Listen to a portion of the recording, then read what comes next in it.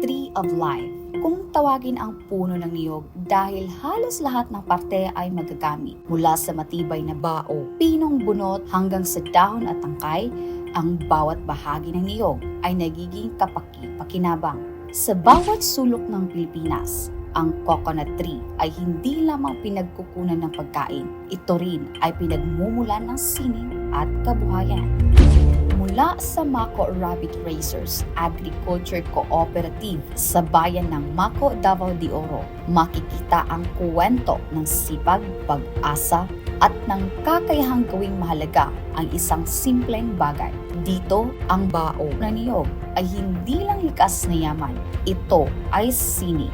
Ito ay pangkabuhayan. Ito ay buhay. Nagsimula ang lahat sa isang simpleng layunin, ang magturo at magbahagi ng kaalaman. Sa pangunguna ng isang grupo ng mga guro, binigyan ng pagkakataon ang mga mag-aaral na matuto ng iba't ibang aspeto ng agrikultura, mula sa pagtatanim hanggang sa pag-aalaga ng hayop. Kasama ang mga kabataang kabilang sa 4-H. Hinubog hindi lamang ang kanilang kaalaman, kundi pati ang kanilang disiplina, malasakit at kakayahan. Nag-start itong Marako sa aming paaralan kasi we are almost teachers yung mga nagiging unang membro. Nagiging co-op kami dahil po sa mga bata from 4-H. Then pagkatapos, graduate na yung mga 4-H member. At naisipan namin na gumawa ng isang organization talaga. Dahil din yan doon sa mga alaga ng mga rabbit. Ang aming flagship is rabbit. Yung mga members namin na coming from other places, sila talaga ang nagbenta dito sa aming co-op. Para bang naging center na dito sila nag-stock ng mga product nila. But we opt to have the coco crop kung walang pang production sa rabbit.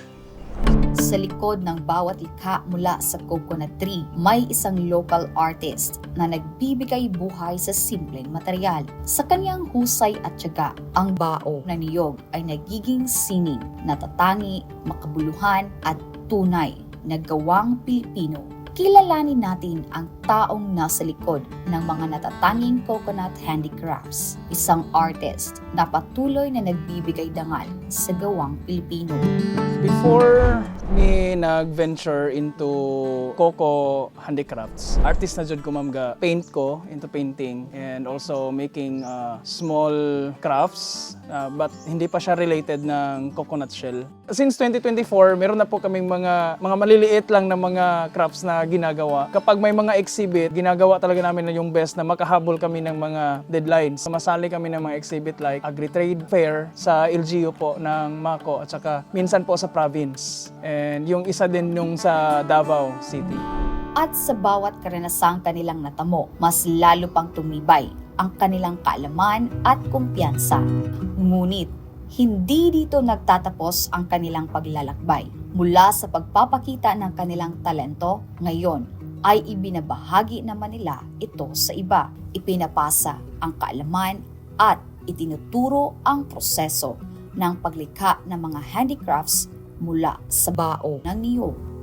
Nagsisimula ang proseso sa maingat na pagpili ng bao ng niyog. Pinipili lamang ang may tamang kapal at hugis dahil dito nakasalalay ang tibay at ganda ng magiging produkto. Sunod namang lilinisin ang labas ng bao gamit ang drum-type sandpaper na nakakabit sa grinder. Dahan-dahang inaalis ang hibla sa ibabaw upang maging handa ito sa mas pinong pagpoproseso. Nililinis ang loob ng bao gamit ang liha na nakakabit sa isang tool. Iba't ibang grade ng liha ang ginagamit, mula magaspang hanggang pino hanggang maging makinis at pulido ang loob. Papaltan gamit ang disc-type sandpaper at paulit-ulit na lilihain gamit ang iba't ibang grade. Sa prosesong ito, unti-unting lumilitaw ang kinang hanggang makamit ang malasalaming kintab. Sa huling yugto, hinuhubog ang bao ayon sa disenyo. Maaaring maging mangkok, dekorasyon o iba pang likhang kamay. Dito nagiging ganap ang sining mula sa simpleng bao ng niyog. Sa likod ng bawat likhang gawa, may kaakibat na mga hamon. Ang proseso ng paggawa ng coconut handicrafts ay nangangailangan ng oras, tiyaga, at kasanayan. Hindi madali ang paghubog sa matigas na bao ng coconut tree. Kailangan ng ingat at husay upang makamit ang tamang anyo at kalidad. Ang pinaka-challenging, ma'am, is kung gagawin ka lang ng isang bagay lang, kaya lang ng isang tao yan. Pero pag maramihan na, kailangan mo talaga ng workforce, kailangan mo talaga ng team. Ang pinakamahirap sa process ng paggawa ng bao ng coconut shell craft is ang paglinis. Kasi it will go like 3 to 4 stages para makagawa ka ng yung makinis talaga na part ng bao.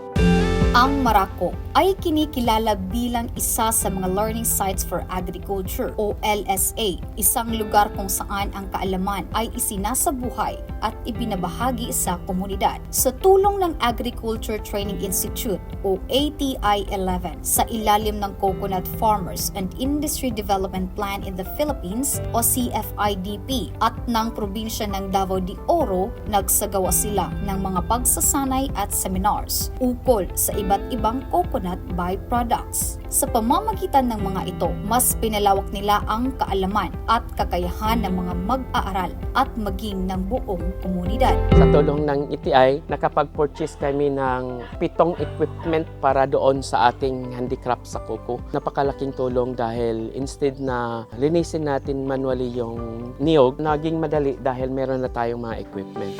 Sa among part sa LGU is naga-provide me og mga trainings, assistance, financial o non-financial assistance. So basically, financial is through money. Non-financial, depende na siya actually. So non-financial through sa ng mga non-equipment na mga machineries para at makatabang mismo sa ato ang mga local na mga coconut businesses. Sa pag-usbong ng proyektong ito, hindi lamang kaalaman ang naibigay, kundi konkretong benepisyo sa iba't ibang sektor. Yung mga bata, at least nanas na yung mga idea how to raise rabbits, then how to market din. Sa community po, na-encourage mo sila nga mo raise og rabbits na may alternative nga. Livelihood nila man ba, no? Dako na siya gipikto, ma'am, dili lang sa tuang probinsya kundi sa tibok nasod tungod kay ang tuang Coco Handicrafts mo ni naghatag sa tuag para mailan pud ta sa lain nga probinsya kung unsa jud naa sa tuang probinsya.